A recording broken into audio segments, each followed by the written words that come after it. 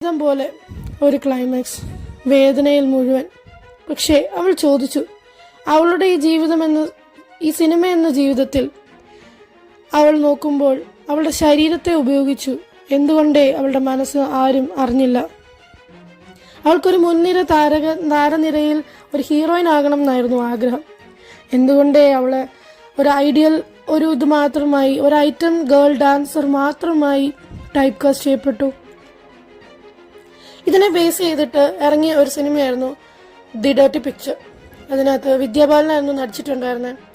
The dirty picture പല ഇന്റർവ്യൂസിലും പല കോൺട്രവേഴ്സീസും ഉണ്ടാക്കിയ ഒരു സിനിമയായിരുന്നു അത്.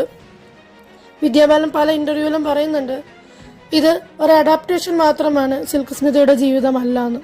ഒരു ഇന്റർവ്യൂവില് ഒരാൾ ചോദിക്കുന്നുണ്ട്, സിൽക്ക് സ്മിതയും നിങ്ങളും തമ്മിൽ എന്തെങ്കിലും സിമിലാരിറ്റീസ് നിങ്ങൾക്ക് തോന്നുന്നുണ്ടോ എന്ന്.